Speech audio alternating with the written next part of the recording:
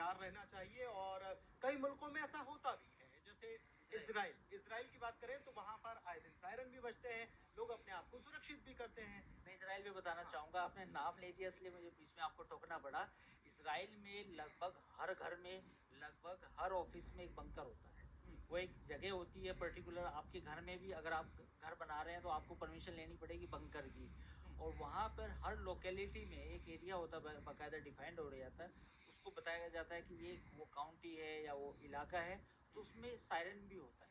तो इसराइल तो खैर एक चूँकि सिक्योरिटी स्टेट है, चारों तरफ से हमले होते रहते हैं, तो वहाँ तो इसका आप ऐसा एग्जाम्पल देख सकते हो जो दुनिया में आपको कहीं नहीं मिलेगा। Hi friend, welcome to daily blog Ubharta Bharat channel.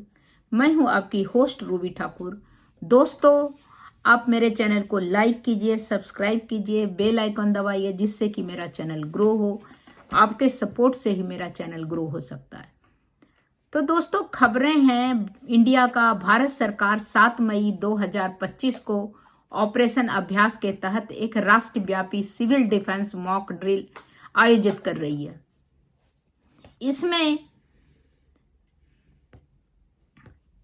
इस मॉक ड्रिल में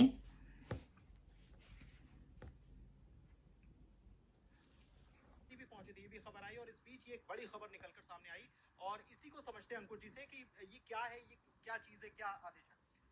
देखिए, जो आदेश है मिनिस्ट्री ऑफ होम अफेयर्स का वो है कि 7 मई 2025 को एक मॉक ड्रिल की जाएगी। और उसका ऑब्जेक्टिव क्या है? ऑब्जेक्टिव है कि जब कोई एयर वॉरफेयर हो तो उसमें सायरन बजाए जाएंगे। वो सायरन होंगे, जो बड़े बड़े शहर हैं, इंस्टॉलेशंस हैं, वहाँ पे सायरन बजाए जाएंगे।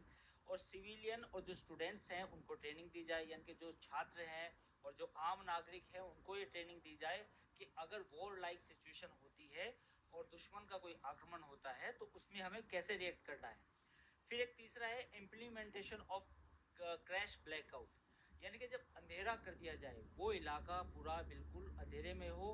क्योंकि जब वॉर की सिचुएशन होती है तो देखा होगा कि सारी लाइट बंद कर दी जाती है, क्योंकि होता क्या है कि जब आक्रमण हो सकता है तो कहीं भी हो सकता है, तो ताकि उनको इंस्टॉलेशन देखने में, टारगेट को, जो दुश्मन होता है वो टारगेट को देख ना पाए, तो उसके लिए ये किया जाएगा। और पांचवा है कि इवैक्यूएशन प्लान, यानी कि जब हमला हो, सायरन बजे, तो आप कैसे अपने आप को भागेंगे, बचाएंगे। तो बंकर्स हो सकते हैं, बंकर बनाए जा सकते हैं या आदेश दिया जा सकता है। अगला इसमें स्टेप्स यही होता है कि आम लोगों को, सिविलियंस को ये बताया जाए कि भाई आप अपने बंकर तैयार कर लीजिए।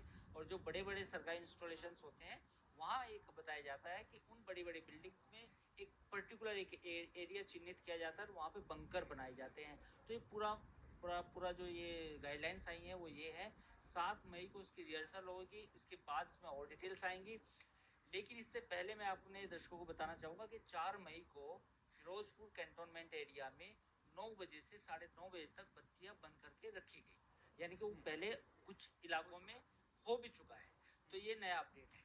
तो कुल मिला के जो सिचुएशन है, ये सिचुएशन क्यों आई, जैसा हम सबको मालूम है कि पहलगाम हमले के बाद ये जो एस्केलेशन हुआ है दोनों कंट्रीज़ के बीच में, जो हॉस्टिलिटी का एनवायरनमेंट है इंडिया और पाकिस्तान के बीच में, तो इंडियन सरकार की तरफ से ये आज गाइडलाइन आई और ख़ासतौर पे सिविलियन के लिए है। यानी कि मिलिट्री को तो पता होता है, सारी ट्रेनिंग उनका हिस्सा होती है कि उनको कैसे बचना है, कैसे अपने आप को बचाना है और चकमा देना है और सायरन कैसे बजने हैं। बट ये सिविलियंस के लिए पहली बार है 1971 के बाद। और 1962, 1965 और 1971, ये 3 ऐसी हमारी जंग थी शुरुआत की, जिसमें ये सब हमें बताया गया था, इस समय हो चुका है। यानी कि ये तीनों जो जंगें हुई थी उस समय भी ये इस तरह की गाइडलाइंस आई थी और उस समय जो आम नागरिक हैं उनको ऐसा बताया गया। एक चीज और है, मैं जिसका उद्देश्य है नागरिक को आपातकालीन परिस्थिति में, जैसे हवाई हमले, ब्लैकआउट, अन्य संकटों के लिए तैयार करना। तो ये जो तैयारी की कवायद हो रही है, तो क्या आप तैयार हैं एक ऐसे अभ्यास के लिए जो देश की सुरक्षा और आपकी जागरूकता को नई ऊंचाई तक ले जाएगा? 7 मई 2025 को भारत सरकार ऑपरेशन अभ्यास के तहत राष्ट्रव्यापी सिविल डिफेंस मॉक ड्रिल का आयोजित कर रही है। तो आइए जानें इस अभ्यास में क्या क्या होगा, हमें क्या क्या तैयार रहना चाहिए, हमें कैसे तैयार रहना चाहिए। तो जो अभ्यास का उद्देश्य है नागरिक को आपातकालीन स्थितियों में सही प्रक्रिया देने के लिए प्रशिक्षित करना हुआ। हवाई हमलों या ब्लैकआउट या निकासी प्रक्रियाओं का अभ्यास करना, आपातकालीन सेवाओं की प्रतिक्रिया क्षमता का मूल्यांकन करना। लखनऊ में पुलिस लाइन क्षेत्र में मॉक ड्रिल का पूर्वाभ्यास किया गया है। सायरन प्रशिक्षण, ब्लैकआउट या निकासी अभ्यास शामिल है। हवाई हमले ड्रिल के दौरान क्या होगा, वो जो प्रैक्टिस करवा रहा है। हवाई हमले में सायरन बजेंगे, ब्लैकआउट निर्धारित समय पर लाइटें बंद की जाएगी, निकासी अभ्यास लोगों को सुरक्षित स्थान पर ले जाया जाएगा, आपातकालीन सेवाओं की तैनाती होगी, पुलिस, फायर ब्रिगेड और चिकित्सा सेवा सक्रिय होगी। नागरिकों के लिए निर्देश दिया गया है कि सायरन सुनते ही सुरक्षित स्थान पर चले जाएं, ब्लैकआउट के दौरान बत्तियां बंद रहे और खिड़कियां ढक दें, बंद रखें कि खिड़कियां ढक दें। अधिकारियों के निर्देश का पालन करें, अफवाहों से बचें और सत्यापित जानकारी पर विश्वास करें।